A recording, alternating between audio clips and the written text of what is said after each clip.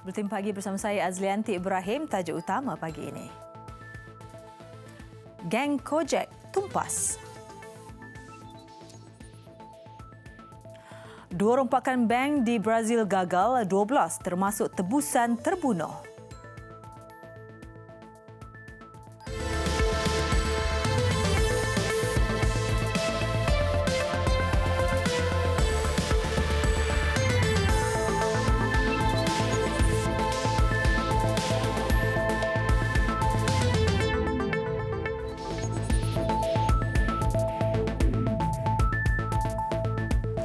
Bismillahirrahmanirrahim. Assalamualaikum dan salam sejahtera. Geng Kojek yang aktif menjalankan aktiviti pecah rumah di sekitar Taiping dan Kamunting sejak Mei lalu tumpas selepas 3 suspek kumpulan itu termasuk seorang wanita ditahan dalam 2 serbuan di daerah itu Isnin lalu. Modus operandi kumpulan ini, dia akan pergi ke taman-taman perumahan dan pastikan rumah tersebut betul-betul gelap, dah tak ada penghuni yang masih lagi ada dalam rumah, baru dia orang akan masuk ke dalam rumah. Dan juga rumah-rumah yang ditinggalkan, sama ada ditinggalkan balik kampung ataupun ditinggalkan bercuti ke mana-mana. Yang itu yang modus operandi dia. Media. Timbalan Ketua Polis Daerah Taiping, Superintenden Razlam Abdul Hamid berkata semua suspek berusia 30-an. Dalam serbuan pertama di sebuah rumah di Sungai Relong, sepasang kekasih ditahan. Suspek lelaki turut dipercayai aktif dengan kes curi motosikal di sekitar bandar Taiping. Hasil siasatan lanjut, seorang lagi ahli geng itu ditahan di sebuah bengkel di perumahan awam Jalan Stesen.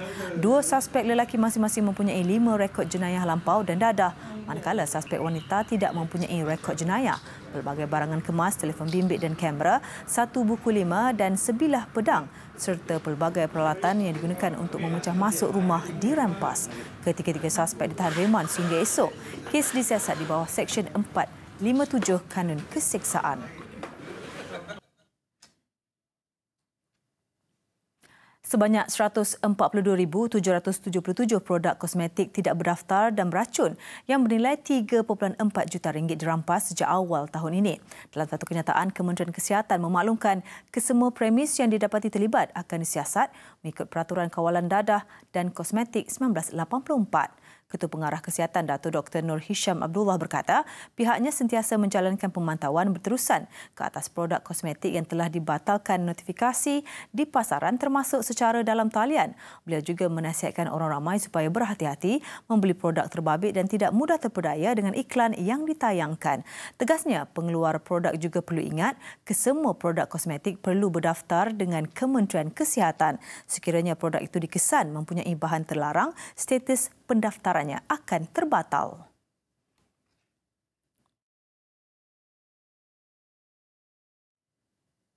Perdana Menteri Tun Dr. Mahathir Mohamad menyifatkan hubungan antara Malaysia dan Singapura seumpama saudara kembar. Seperti kebanyakan negara, perbezaan dan persaingan tetap berlaku, tetapi ia akan membantu negara untuk berkembang lebih pesat.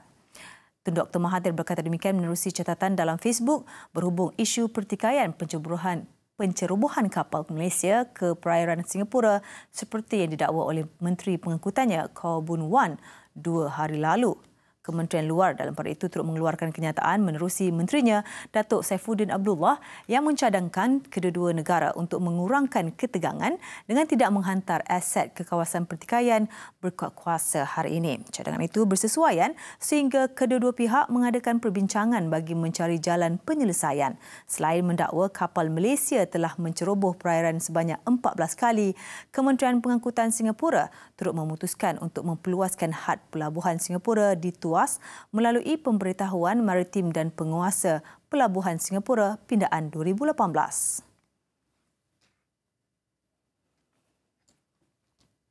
Semua negeri pimpinan Pakatan Harapan PH harus mencontohi tindakan yang dilakukan Kerajaan Kedah dengan menganjurkan konvensyen di peringkat negeri masing-masing. Itu saranan Ketua Umum Pakatan Harapan Datuk Seri Anwar Ibrahim bagi mengukuhkan lagi jalinan kerjasama kesemua parti komponen dalam PH.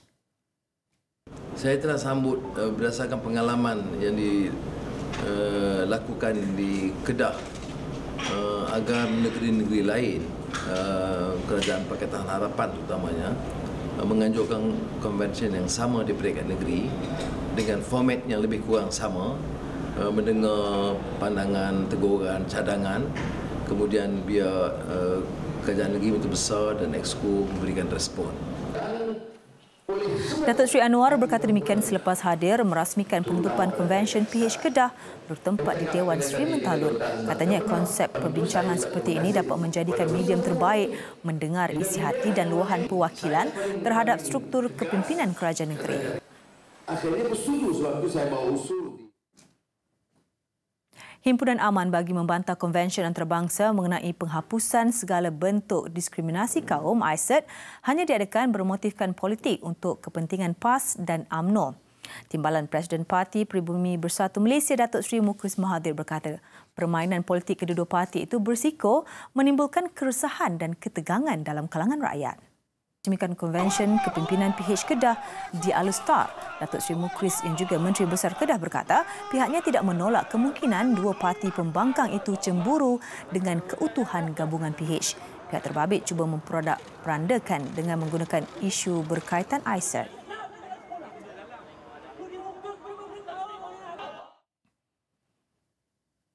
Beberapa pengubahsuaian akan dibuat terhadap program skim latihan Satu Malaysia SLIM selepas peruntukan program itu dikurangkan dari RM50 juta tahun ini kepada RM5 juta tahun depan.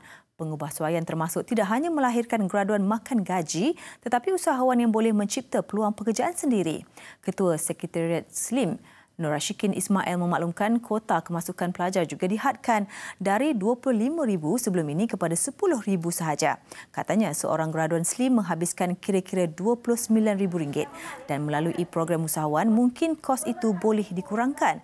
Beliau berkata demikian ketika ditemui di program pembangunan usahawan SLIM yang dihadiri Timbalan Menteri Pembangunan Usahawan Datuk Muhammad Hatta Ramli, turut serta Ketua Pegawai Modal Insan Kumpulan Maybank Nora Abdul Manaf.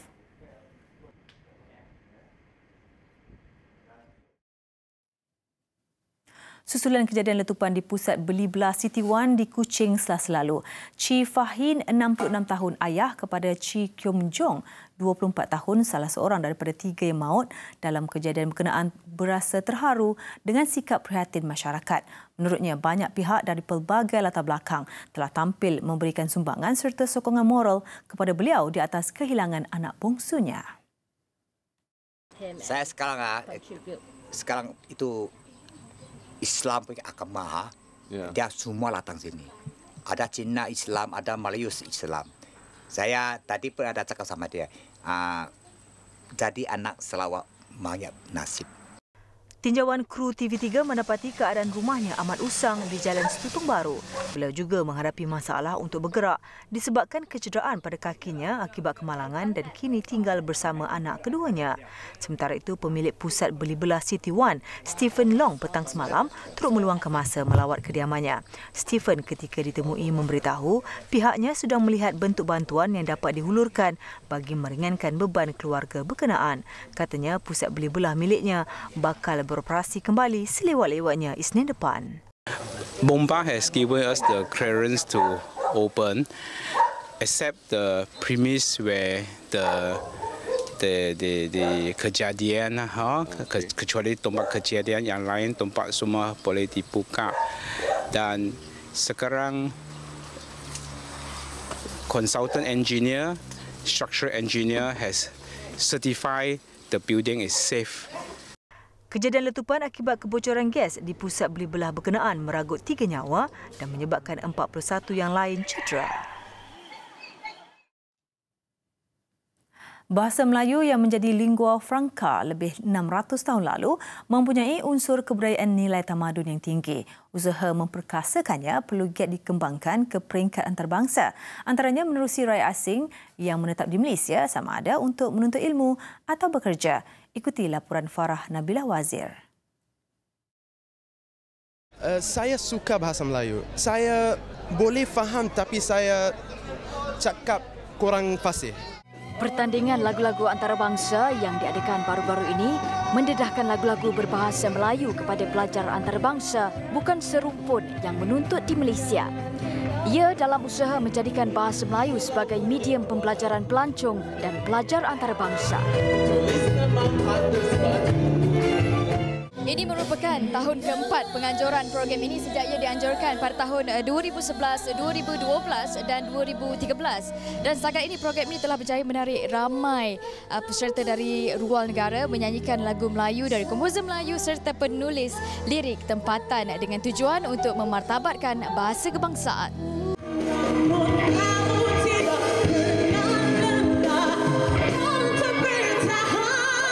Kefasihan Ashley Yemurai melantunkan lagu Dayang Nur Faizah bertajuk Kekasih Teragung mengejutkan saya.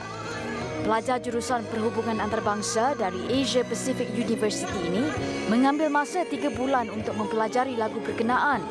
Seterusnya dinobatkan juara pertandingan tersebut. I'm not really good in Bahasa, but then due to the songs, it has made me like it more because I got to know artists like Jacqueline Victor and even Dayang, because whilst I was looking for a song, you had to listen to Malay and I was like, oh, Bahasa is actually good. It's the pronunciation, the reading, yeah, it can be straightforward, but some of the pronunciations are different. So that was like the difficult part, but... It's an amazing language. The singing in Malay is different even from speaking. It's just the moment you feel the song, you just get along with it. It's a language where you can express yourself, which I love. So it's a lovely language. I love it. Acara sebegini juga dapat mempromosikan produk pelancongan budaya melalui persembahan. Laporan Farah Nabila Wazir.